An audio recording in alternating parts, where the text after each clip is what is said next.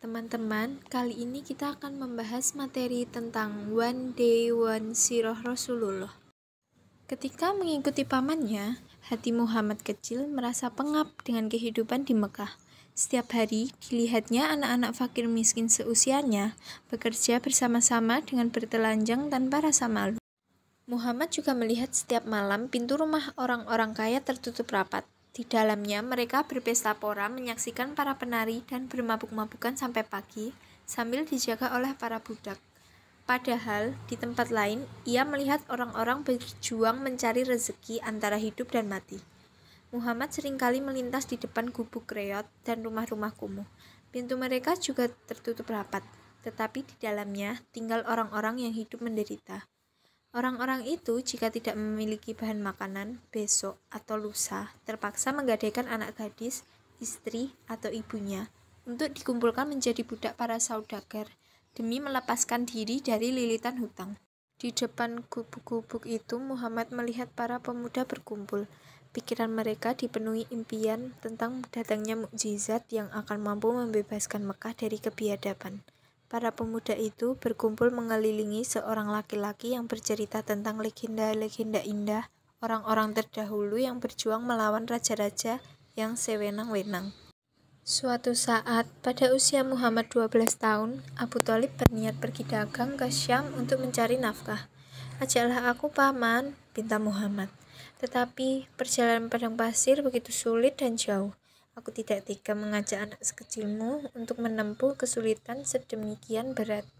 Saat itu, hanya Abu Thalib tempat Muhammad berlindung. Ia merasa amat kesepian jika harus menghadapi kehidupan Mekah seorang diri tanpa ada paman di sampingnya.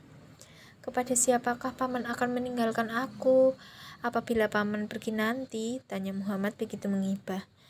Abu Thalib sangat terharu. "Demi Allah, aku pasti membawanya pergi. Ia tidak boleh berpisah denganku, dan aku tidak boleh berpisah dengannya selama-lamanya." Lihib si peramal. Orang-orang Quraisy sering mendatangi Lihib dengan membawa anak-anaknya untuk diramal. Suatu hari, Lihib melihat Muhammad. "Kemarilah, hai anak muda," serunya. Namun Abu Thalib segera menyembunyikan Muhammad dan membuatnya pergi hingga Lihib berteriak, "Celakalah kalian, bawa ke sini anak muda yang aku lihat tadi. Demi Allah, anak itu akan menjadi orang besar di kemudian hari." Jamuan buah hira. Berangkatlah rombongan kafilah Quraisy menuju ke Syam. Ketika tiba di Busra, mereka melewati rumah ibadah seorang pendeta Nasrani bernama Buahira. Ia adalah pendeta yang pandai. Di rumah ibadahnya selalu ada pendeta dan umat Nasrani yang menuntut ilmu kepada Buahira. Biasanya, Buahira tidak pernah menggubris rombongan Quraisy yang setiap tahun melintas di tempat itu. Namun, kali ini ada yang berubah pada diri Buahira. Ketika rombongan Quraisy termasuk Abu Thalib dan Muhammad singgah di dekat rumah ibadahnya, Buahira memerintahkan para pembantunya untuk membuat masakan yang banyak. Buahira berbuat begitu karena dari jendela rumah ibadahnya, ia melihat hal yang aneh pada rombongan Quraisy. Ada awan kecil yang bergerak pelan mengikuti kemanapun kafilah pergi. Ada sesuatu atau seseorang di dalam kafilah yang dilindungi awan itu dari terik matahari. Buahira bergegas mendatangi kafilah yang tengah beristirahat di bawah pepohonan rindang dan berkata, "Hai orang-orang Quraisy, sungguh aku telah membuat makanan untuk kalian. Aku ingin kalian semua, anak kecil, orang dewasa, budak, dan orang merdeka singgah di rumahku." Salah seorang Quraisy bertanya, "Demi Allah, hai Buahira, alangkah istimewanya apa yang engkau perbuat kepada kami hari ini. Padahal kami sering melewati tempatmu ini. Apa yang sebenarnya terjadi padamu?" "Engkau benar," jawab Buahira. "Dulu aku memang seperti yang engkau katakan. Namun kalian semuanya adalah tamuku kali ini, dan aku ingin menjamu kalian. Aku telah membuat makanan dan kalian semuanya harus ikut makan."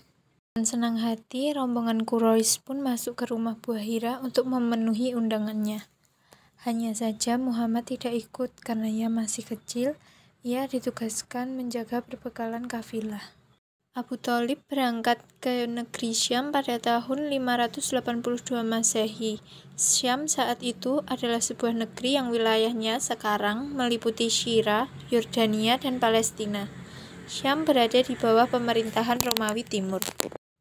Itulah teman-teman kisah Nabi Muhammad bersama pamannya yang pergi ke negeri Syam.